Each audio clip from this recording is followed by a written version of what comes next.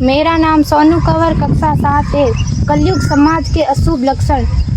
कुटुंब कम हुआ, संबंध कम हुआ, प्रेम कम हुआ, मर्यादा कम हुई, लाज लज्जा कम हुई, विनम्रता कम हुई, समर्पण कम हुए, पुस्तक वाचन कम हुआ, खान पान की शुद्धता कम हुई, बाल कम हुए, कपड़े कम हुए, नींद कम हुई, घी मक्खन कम हुआ, पीतल तांबे के बर्तन कम हुए, भाई भाई का प्रेम कम हुआ, सत्य कम हुआ, अतिथि कम हुए, धैर्य कम हुआ, श्रद्धा और विश्वास कम हुआ, बड़ों का सम्मान कम हुआ और भी बहुत कुछ कम हुआ जिससे जीवन सहज था, सरल था। संतान को दोष न दे, बालक या बालिका को इंग्लिश मीडियम में पढ़ाया, अंग्रेजी बोलना सिखाया, बर्थडे और मैरिज एनिवर्सरी जैसे जीवन के शुभ प्रसंगों को अंग्रेजी कल्चर्स के अनुसार जीना ही श्रेष्ठ माना।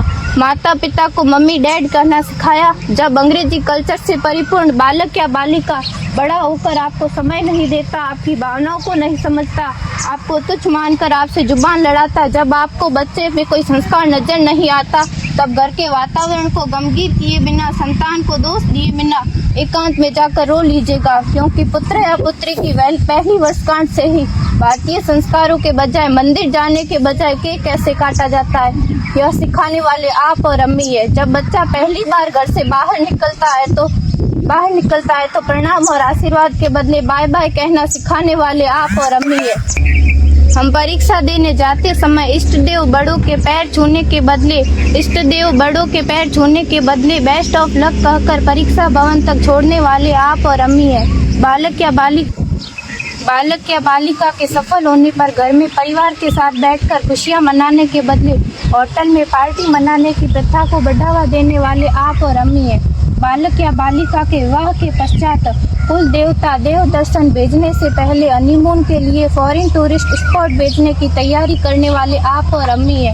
ऐसी कई ढेर सारी अंग्रेजी कल्चर्स को हमने जाने अनजाने स्वीकार कर दिया है। अब तो बड़े बुजुर्गों के पैर छूने में भी शर्म आती है। गलती किसकी? मात्र आपके माता और पिता की।